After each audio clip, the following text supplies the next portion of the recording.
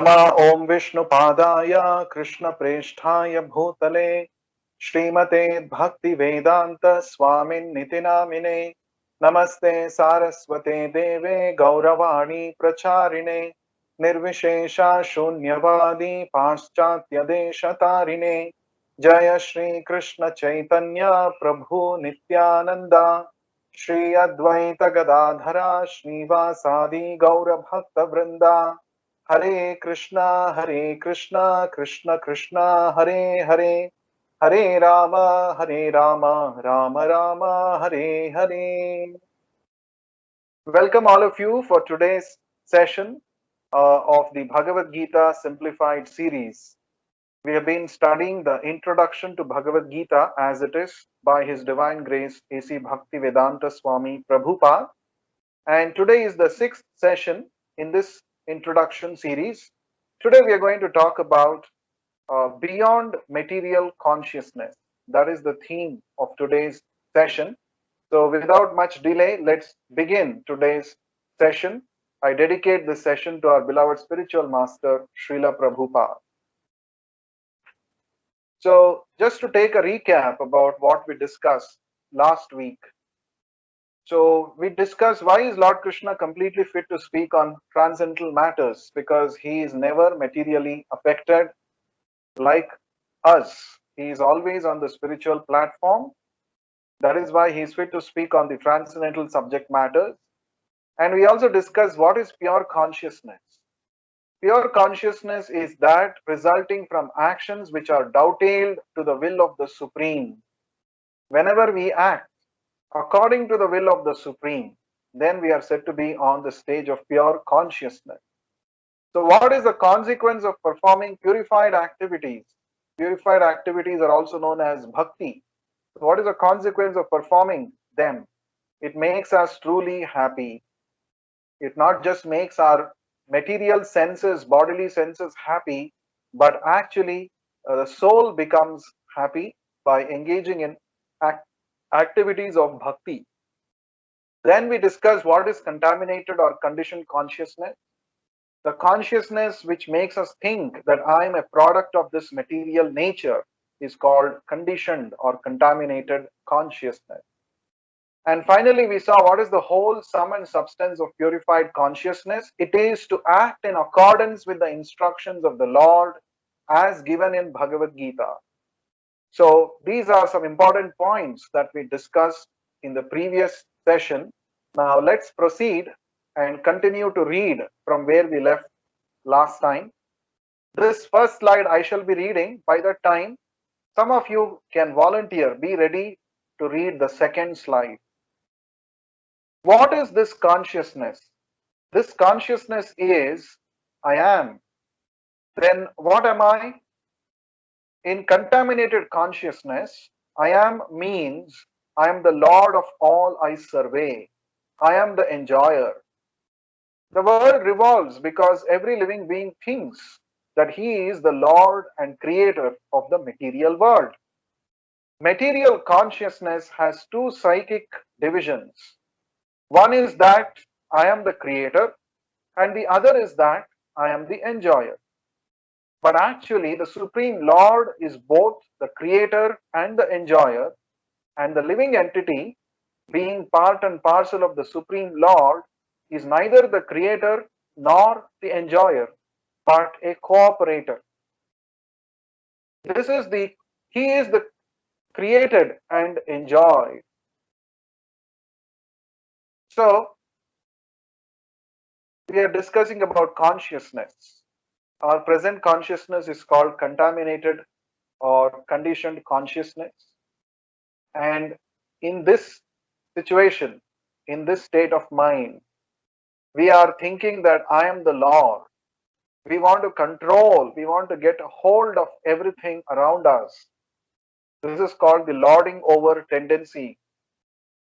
So this has two divisions. Thinking that I am the creator, I have created so many wonderful things around me using my intelligence. That is the first thinking. The second thinking is I am the enjoyer. Everything is actually meant for my enjoyment. Thinking in these two ways we are actually becoming more and more implicated in contaminated consciousness. But the matter of fact, as we understand from the Bhagavad Gita, is God is the creator and He is the enjoyer. Then where is my enjoyment? Am I not entitled for enjoyment? You might question. Yes, we are also entitled for enjoyment, but our position is that of the enjoyed. So we are secondary enjoyers. Our happiness, enjoyment comes when we cooperate with the Lord by following His scheme of things. This is the understanding that we get from the Bhagavad Gita. Arjuna, he agreed to cooperate with the Lord's plan and to fight the battle of Kurukshetra according to his will. And finally, because of doing that, Arjuna not only became free from all his confusion, his doubts, his miseries, but he also became unlimitedly happy. So when we are actually meant for uh, being, uh, we are actually meant for cooperating with the Lord's scheme of things. And when we do that, we can actually enjoy. That is our proper way of enjoyment. So this is a very important concept we have to understand. The part is meant to serve the whole. So this is the concept here. Let's continue. Who would like to read? Anyone would like to read the next part? Please unmute yourself and read. Yes, Prabhu, I would like to read. For instance, a part of machine cooperates with the whole machine.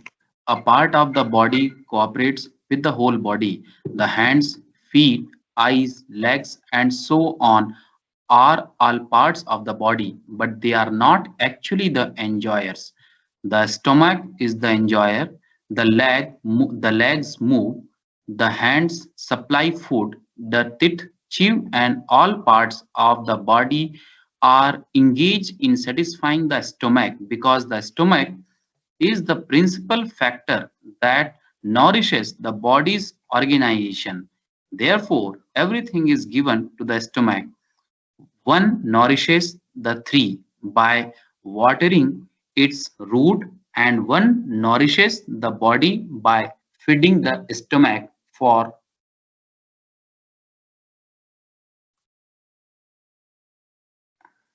Hello, Swapnil? Prabhu, there is a distraction here. Actually, I'm not able to move the screen. I'm not able to see that down. Sorry, Prabhu. Okay, no problem. I shall read that. Thank you so much, Swapnil, for reading. So, one nourishes the tree by watering its root, and one nourishes the body by feeding the stomach. For if the body is to be kept in a healthy state, then the parts of the body must cooperate to feed the stomach. Yeah. So we were discussing that we have to serve the whole. The whole is the supreme Lord, and the parts are all of us, we the living entities, the souls who are right now, who have accepted different bodies. Now, there are two examples given here.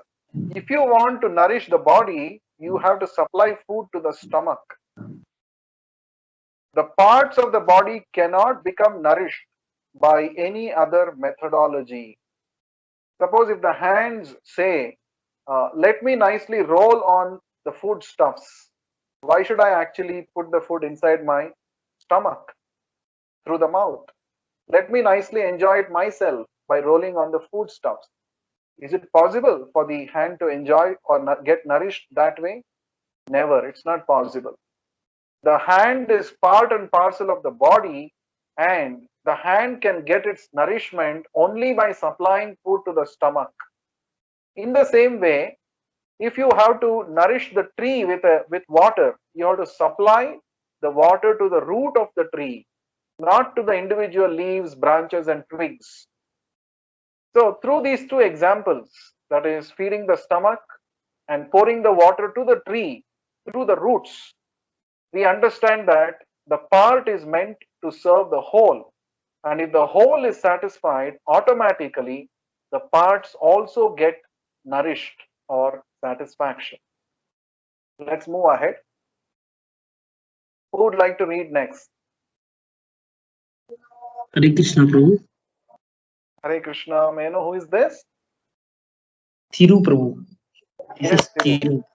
Yes, Thiru. Fine. Please read. So similarly, the Supreme Lord is the enjoyer and the creator. And we, as a subordinate living beings, are meant to cooperate to satisfy him. This cooperation will actually help us. Just as a food taken by the stomach will help all other parts of the body. If the fingers of the hands think that they should take the food themselves instead of giving it to the stomach, then they will be frustrated. The central figure of certain creation and of enjoyment is the Supreme Lord, and the living entities are cooperators. By cooperation, they enjoy. The relation is also like that of the master and the servant. If the master is fully satisfied, then the servant is satisfied. Thank you very much, Thiru. Yes, it is the same point that Srila Prabhupada is explaining here, elaborating here. So if the master is satisfied, then the servant is automatically satisfied. Suppose you are working in a company and your duty is to simply carry out the orders of your immediate boss. He is your immediate master under whom you are serving. If he is satisfied with your job, automatically you also get satisfied. How? If he is satisfied, he can hike your salary, he can give you more, he can give you promotions, he can give you perks. All of these things are possible. So, likewise, uh, if we satisfy the central figure of the whole creation, that is the Supreme Lord, then automatically everybody in this world will be satisfied. There is one interesting story in this connection from the Mahabharata. I hope you all know about Mahabharata, an interesting incident connected with something called the Akshaya Patra. The sun god had gifted a vessel called Akshaya Patra to the Pandavas, from which they could actually take out unlimited quantities of food. But there was one condition. Before the wife of the Pandavas, Draupadi, had finished her lunch, they could draw unlimited food from that Akshaya Patra. But once her meal was done, they could no more draw any food. That was the condition. So when the Pandavas were in exile in the forest, they were actually using the Akshaya Patra every day for their meals. So first all the Pandavas would take food from the vessel, and finally after everybody's lunch was over, Draupadi would herself take her meal from the Akshaya Patra. This was going on every day. Now it so happened one day that the great sage Durvasa Muni visited the palace of Hastinapura. He accepted the hospitality of Duryodhana. We all know Duryodhana was crooked minded. He somehow or the other wanted to put the Pandavas into trouble. Already he had sent away all the Pandavas to the forest, but still he was not satisfied.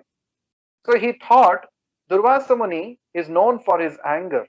Somehow, if I can make Durvasa Muni angry upon the Pandavas, then the Pandavas' sufferings will increase even more. So with this evil intention in mind, Durvasa Muni Duryodhana requested Durvasa Muni, my dear great sage, I am very happy that you have come to my palace and you have accepted, along with your disciples, our hospitality. You have taken lunch at our place, and we are blessed. But I am feeling unhappy that you're not. I'm feeling unhappy that you are not given this privilege to my brothers, the Pandavas, who are in the forest right now. Can you please go and visit them along with your various disciples and give them the privilege of hosting you? So in this way, through sweet words, Duryodhana pleased Durvasa Muni, and Durvasa Muni said, "Okay, I shall go." But Duryodhana said, "My dear Durvasa Muni, please go at such a time when Draupadi had finished her meal. Only after Draupadi finishes her meal, you please go." So this was the request. And Durvasa Muni said, okay. So Durvasa Muni, along with his huge number of disciples, they all went to the forest in Dvaitavana, where the Pandavas were all living in a thatched hut in the forest. So by the time Durvasa Muni came, all of them, including Draupadi, had finished their meals. And Yudhishthira Maharaj, the eldest of the Pandavas, welcomed Durvasa Muni. Please come, accept our hospitality, like that. But then Durvasa Muni said, I and my disciples will go to the nearby Yamuna river. We will take our bath and come back. By that time, please prepare meals for all of us. So saying like this, Durvasa Muni and all his disciples went to the river to take their bath. Now, meanwhile, here, the Pandavas and Draupadi, they are all puzzled. Now, Akshaya Patra will not give any more food because Draupadi had already taken her meals. So what to do now? They were all puzzled and they were all thinking what to do, what to do. Just at that time, Lord Krishna arrived. And Lord Krishna said, what happened? All of you are looking very tensed. What happened? So then Yudhishthira said, Draupadi said, actually, you see, one big problem has come upon us. Durvasa Muni, you know, great sage who is known for his anger, he has come. He's going to come in any time now along with his disciples and he wants to take food at our place. But unfortunately, I have finished my lunch. I don't have any food to offer. And then Krishna smiled and said, okay, that we will talk about it later. But right now, I am actually very hungry. Why don't you feed me something first? Upon hearing this, Draupadi started saying, my dear Lord Krishna, you're also making fun of us right now? Just now I said there is no food and you're saying you are hungry. So then Krishna said, have you checked thoroughly in your kitchen all the vessels? Please go and check once again and come.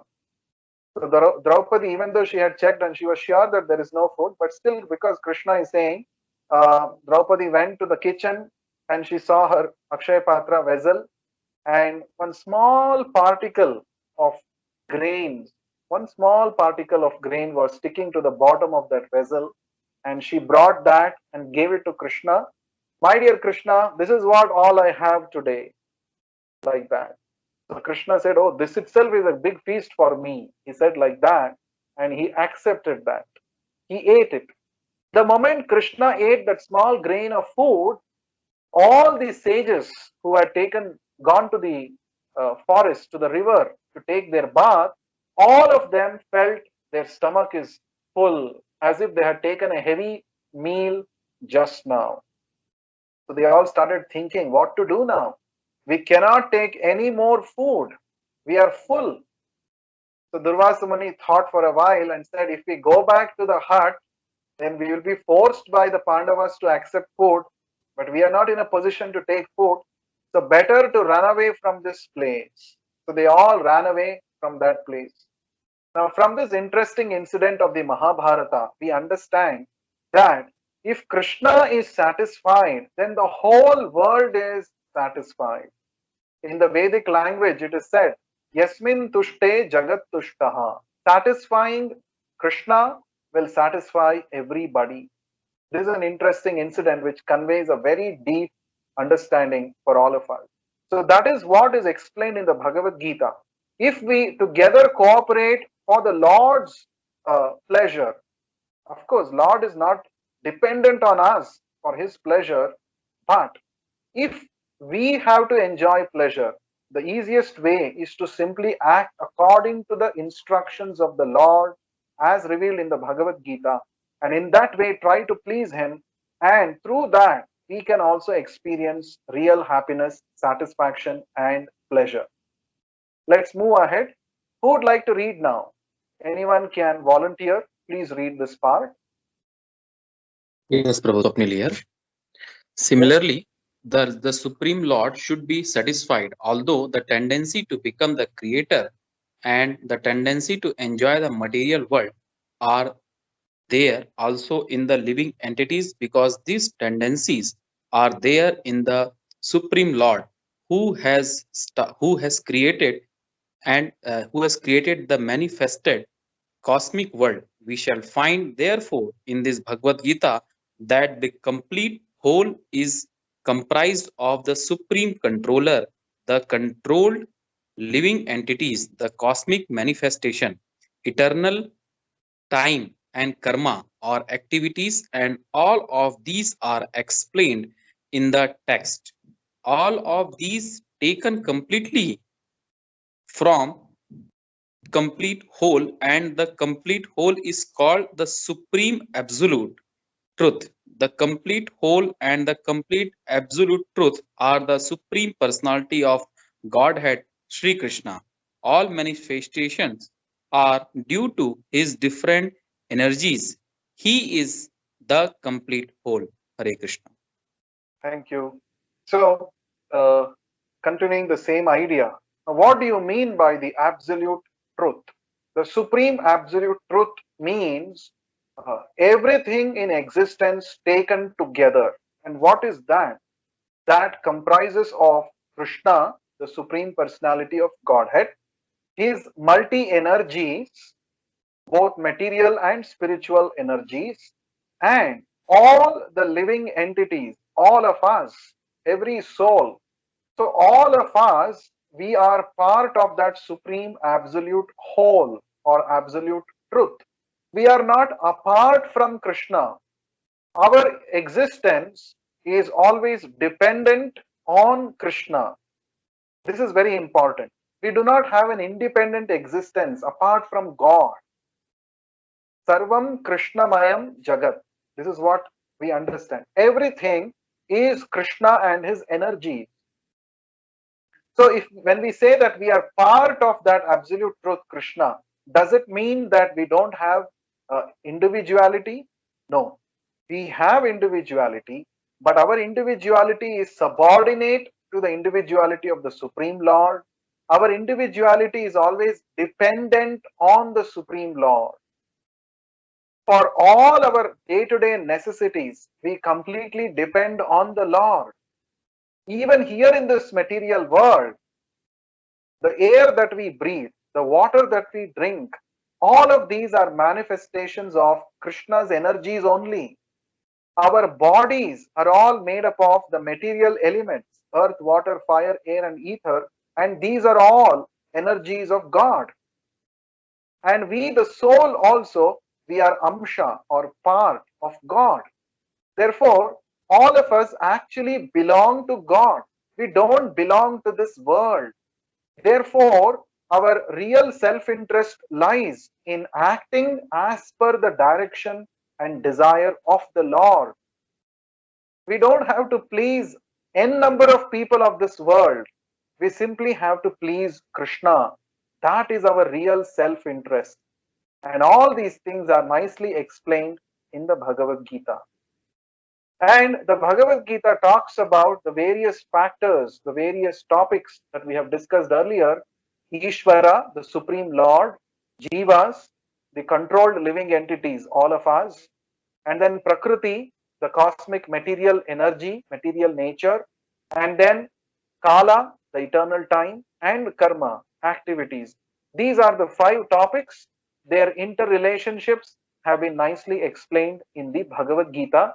By knowing this, we will get the complete understanding of the entire scheme of things operating in this world and in the world beyond. Next, who would like to read? Anybody who has not read so far can please volunteer and read for us. Shall I read, Prabhu? Yes, Santosh. It is also explained in the Gita that impersonal Brahman is also subordinate to the complete. Brahman is more explicitly explained in the Brahma Sutra to be like the rays of the sunshine. The impersonal Brahman is the shining rays of the Supreme Personality of Godhead. Impersonal Brahman is incomplete realization of the absolute whole, and so also is the conception of Paramatma in the 12th chapter. There it shall be seen that the Supreme Personality of Godhead, Purushottama, is above both impersonal Brahman and the partial realization of Paramatma. The Supreme Personality of Godhead is called Satchidananda Vigraha. Thank you. So there are different levels of understanding the absolute whole. Just like, just like, take the example of sun, the sun in the sky. Now, the sun, even though it is present in one particular place in our solar system, in the Milky Way galaxy, but its energies, the light and the heat, are spread all around. When the sun rises in the sky in the morning, even though we don't go out of our house and we see the sun in the sky, simply by opening our windows, we can just make out whether the sun is present in the sky or not, isn't it? Because through our windows, the energies of the sun, light and heat enter into our room, into our house. So simply by seeing the energy, we can make out that there is sun in the sky. The effects, heat and light are the effects of the sun. So there are three stages of understanding the sun. The first one is the effulgence of the sun that we perceive here. Being here on this planet, we can still understand the sun is in the sky just by seeing the effulgence, the light and heat of the sun. The second stage is, if possible, if we can go to the planet, to the surface of the sun, we can see what all different things are happening on the globe, on the sun's surface. That is called another level, a better level of understanding the sun. And still further, if you want to understand the sun, if you can actually go to the interior and see face to face the personality, according to the Vedic scriptures, there is a personality who is responsible for the sun to produce those energies. So there are three stages of understanding the sun. In the same way, the absolute truth also can be understood in three different levels. The first level is called the impersonal Brahman. Impersonal Brahman are just like the rays of the sun spread out everywhere. That's called the all-pervading aspect of God. Whatever you see around us is the energy of God, but it is the energy of God, right? Then, if you go further, one step ahead, you get to know there is another reality. What is that? A better understanding, and that is the localized aspect of God. That is called Paramatma. The Lord is present in every atom, He is present in everyone's heart. Realizing this localized aspect of God is called Paramatma realization. And then further, when you make progress in understanding the absolute whole, you get the realization of the supreme personality of Godhead, who is the source of both Brahman and Paramatma. So Bhagavad Gita is presenting to us the complete realization of the absolute whole. The complete realization of the absolute whole is that the supreme personality of Godhead is the source of both the localized and the all-pervading aspect of God. Now, let us proceed further. I have another interesting example that I will share in some time. I'll read this myself. The Brahma Samhita begins in this way.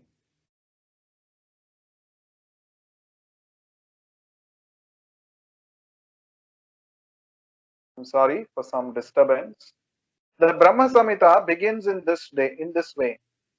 Ishvara Parama Krishna Satchidananda Vigraha Anadiradir Govinda Sarva Karana Karanam. Krishna is the cause of all causes. He is the primal cause. And He is the very form of eternal being, knowledge and bliss. Impersonal Brahman realization is the realization of His Sat or being feature. Paramatma realization is the realization of the Chit or eternal knowledge feature. But realization of the personality of Godhead Krishna is realization of all the transcendental features, Sat, Chit and Ananda, being, knowledge and bliss in complete vigraha or form. So is God formless or does he have a form? Now the ultimate realization is God is not formless, he has his form. But his form is completely spiritual, Sat, Chit and Ananda, eternal, full of knowledge and blissful. Now his formless feature is also one of the aspects of his existence that we call as Brahman. So God is simultaneously having his original form, he also is having his formless feature as well. But the formless feature called impersonal Brahman is a partial realization of the complete whole. And the Paramatma realization is the realization of his another partial form, that is localized aspect. So originally God, his form is Sat, Chit and Ananda with a Vigraha. Vigraha means form. Sat means eternity, Chit means full of knowledge, Ananda means full of bliss. So Brahman realization gives us access only to realize his Sat feature. Sat means eternal feature. But that is not going to completely satisfy us, the soul. Paramatma realization gives you the realization of both Sat and Chit, eternity and knowledge. Even that cannot give the complete satisfaction for the soul, because the soul wants to have a relationship with God. With Brahman and Paramatma, you cannot have a relationship, personal relationship. Personal relationship is possible only with Bhagavan, the Supreme Personality of Godhead, because there is bliss aspect also, Ananda aspect. So Ananda aspect comes into picture only when you have a personal interaction and personal realization, personal relationship with God. And that is the complete realization as presented in the Bhagavad Gita. So to conclude what we discussed, what is consciousness? Consciousness means self-identification. I am. Currently, we are in material consciousness because I think I am the creator, I am the enjoyer. So, what is there a tendency to us to possess material consciousness? Or why is there a tendency in us to possess material consciousness? It is because we are part and parcel of the Supreme Lord, and He has all these tendencies, therefore, we have inherited these tendencies from Him. But He is the supreme creator, we are secondary creators. He is the supreme enjoyer, we are secondary enjoyers. What is our relationship with the Supreme Lord? He is the enjoyer, we are the enjoyed. Because we are enjoyed, are we going to lack any enjoyment? No, our enjoyment comes by giving enjoyment to the Lord. Realization of the Supreme Personality of Godhead is above impersonal Brahman and localized Paramatma. He is Satchidananda Vigraha. So these are some of the points that we discussed in today's session. So we will do a quick round of mantra meditation. We shall chant the Hare Krishna Maha Mantra 16 times, and then we shall take up questions. First we'll chant the Panchatattva mantra.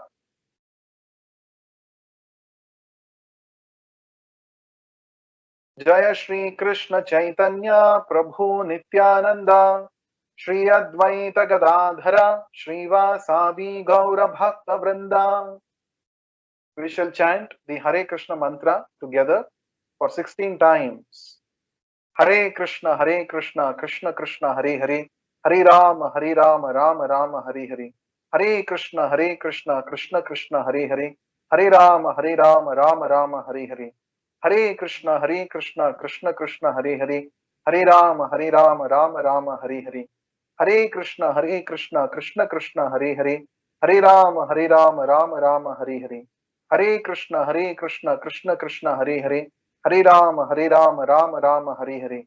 Hare Krishna, Krishna Krishna, Hare Hare, Hare Rama, Rama Rama, Hare Hare.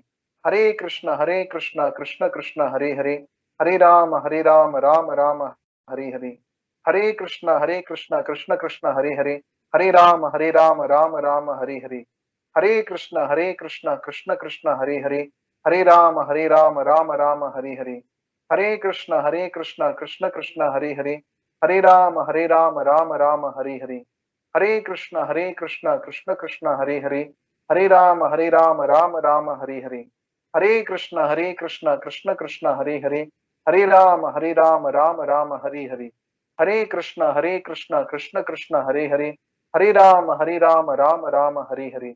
Hare Krishna, Krishna Krishna, Hare Hare, Hare Rama, Rama Rama, Hare Hare. Hare Krishna, Krishna Krishna, Hare Hare, Hare Rama, Rama Rama, Hare Hare.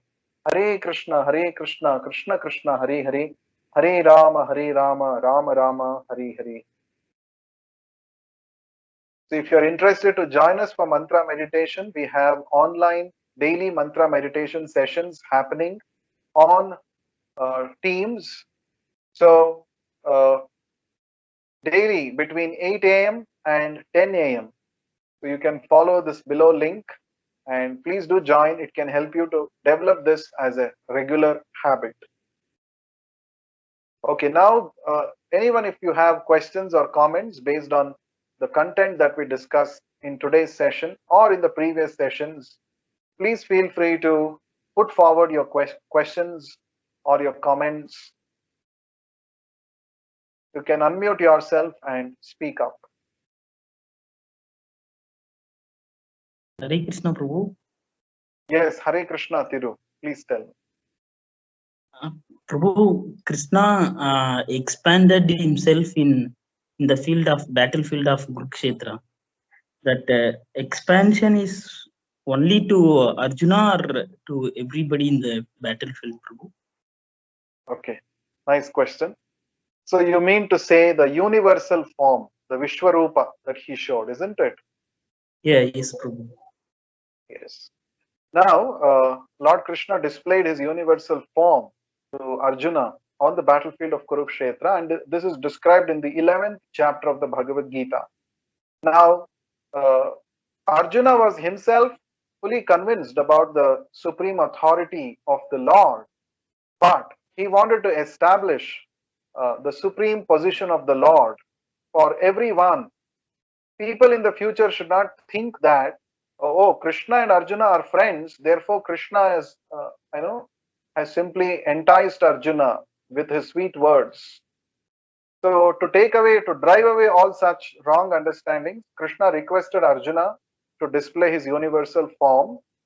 And before displaying his universal form, Krishna says that, my dear Arjuna, you cannot see this universal form with your limited eyes, with your present eyes. So I shall give you Divya Chakshu. I shall give you transcendental vision with which you can see my universal form.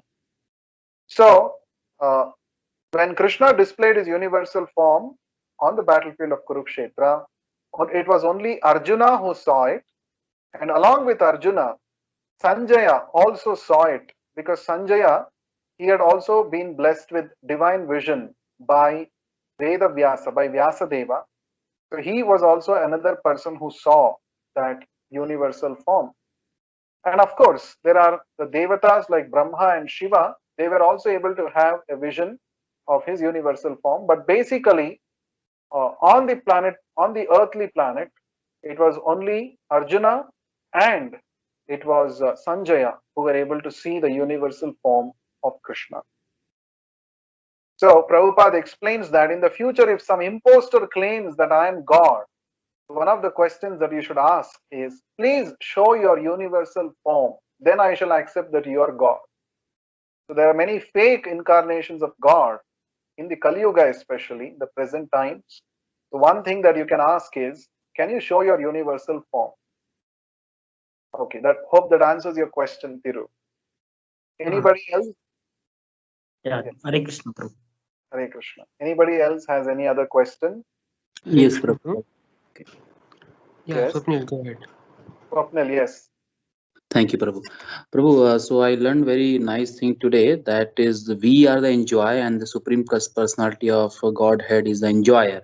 So now this, how does this theory relate to the fundamental that we know about Dvaita and Advaita? Dvaita says that there are two, and Advaita says that yes, you and the God, they are one. So how these two theories are related, Prabhuji, if you can enlighten, please. Very nice question, Swapnil. Now, the Advaita philosophy means I and God are the same, and Dvaita philosophy means I and God are entirely two different entities. Now, both these philosophies are correct when we understand them from the right perspective. We and the Lord are same because qualitatively we are same. Quality wise, the Lord is Sachidananda Vigraha, the individual living entities we are also Sachidananda Vigraha. Therefore, Advaita is valid on the quality basis. But when you take quantity into consideration, we are tiny, we are infinitesimal, whereas the Lord is infinite. There is no comparison at all. That is where the Dvaita philosophy comes into picture. So, both the philosophies are correct, but we have to take them in the right perspective. We and the Lord are same quality wise, whereas we and the Lord are different quantity wise. Hope that answers your question, Swapnil. Perfectly, Prabhuji. Thank you. Hare Krishna. Hare Krishna. Anybody else has any other question? Just a small question, Prabhu. Yes. So here in the text that we read, consciousness here is defined as like self-identification of who I am. I am this person, I am that. Like basically, Prabhupada brought out two aspects, that I am the creator and I am the enjoyer. Whereas the general understanding of saying that human is a conscious person is that we are aware of our activities and our surroundings. So just that this is another perspective of viewing it, conscious beings. So they say animals have limited consciousness, whereas humans have evolved consciousness so that they can perceive more finer things. Yeah. So being creator and being enjoyer, is this in some way, uh, I mean, in what way is it qualified in humans and not so much in animals? Yes. Nice question. See, when we say, when somebody asks, introduce yourself, the first thing that we say is, I am Santosh. My name is Santosh. I am a student. This I am is an identification tag. We use this word I am to identify ourselves. Of course, with our current position, with our current designations, we introduce ourselves. Because we are identifying ourselves with these designations, that's why we introduce ourselves like that. Now, as previously discussed by Srila Prabhupada, Prabhupada says there are two situations of consciousness, conditioned and liberated. Right now, we have a conditioned consciousness. Conditioned consciousness limits us to think in terms of this body. So we think I am this body. Therefore, we think all the designations that come along with the body to be ours or to be ourselves. I am Indian, I am Hindu, I am Indian, etc. So all these are designation. I am. Now, the moment I say I am, another consequence of this identification is also to see how I can be a center of attraction, how I can attract others' attention. It could be by displaying some special skills that I have. It could be through my bodily features, my bodily beauty. It could be through my intelligence. So these are all the different ways we use to attract others towards us. And that is definitely giving us a sense of enjoyment. When we are in the limelight, that gives us an enjoyment, isn't it? So, so the I am is also associated with this enjoyment. And we also take pleasure in saying, I have made this puris today. I have cooked. That means it is my creation, isn't it? Let's say you are a cook. You say, I have cooked this puri. This painting I have made. So the sense of creation and enjoyment is a very fundamental, um, uh, aspect of the soul, because these two things are also originally there in God. So therefore, it is identified as consciousness, or it is categorized as consciousness, because it is a very, very basic, fundamental aspect of the soul, the sense of being a creator and the sense of being an enjoyer. But of course, that is pervertedly reflected in the current situation, because we're in a conditioned state. When we are awakened to spiritual consciousness, then we say, yes, I am a creator, but I am a secondary creator. God has given me intelligence. That's why I have made this beautiful painting. God has given me intelligence to cook. Therefore, I have prepared the puris. So I am a secondary creator. Yes, enjoyment. Yes, God has blessed me with good, beautiful features or intelligence or whatever. Therefore, I am secondary enjoyer. Right. So, enjoying tendency and the creation tendency, both are there in the soul. But right now, it is wrongly understood and presented on the conditioned state. But on the liberated state, when we awaken to spiritual realization, we continue to have those tendencies, but we have it in a purified state way. We do it in a purified manner. We are not some dull matter. Oh, I don't exist, or it's not like that. Bhagavad Gita is not telling us to give up our activities or creative tendencies. No, it's not possible for us to give up. Bhagavad Gita is not telling us to give up our enjoyment tendencies also. It's not possible to give. But just that we have to change our perspective. We are not independent creators or independent enjoyers, but we are secondary creators and secondary enjoyers. This change in consciousness will come upon us when we understand the Bhagavad Gita instructions correctly, and that will help us in connecting with God. That will help us bring real happiness and pleasure, which we are actually seeking after. Hope that answers your question, Santosh.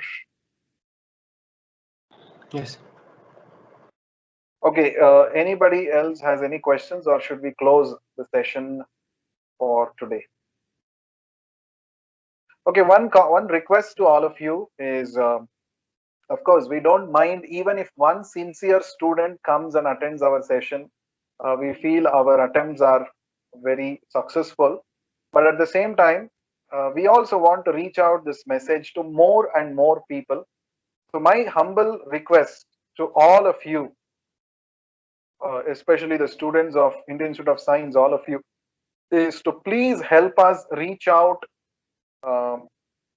these sessions to more and more students of IISc.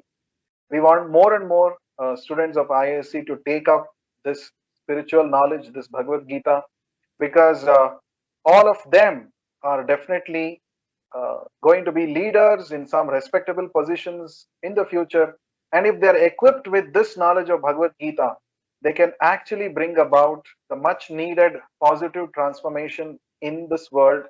So it is my humble request to all of you to please help us in whatever way possible, either through online promotions or by making phone calls or by circulating the posters to your known friends, your colleagues in the IISc. We want this information, these sessions to be attended by more and more IISc students.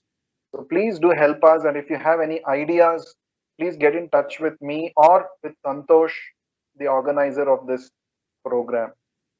So with that, we come to the end of today's session. Thank you very much for giving your valuable time and being with us. Please do give us your valuable feedback in this link which is displayed on the screen. What did you feel about today's session? Please do share with us. Thank you very much once again, and hoping to see you all in the next session. Thank you. Hare Krishna. Hare Krishna.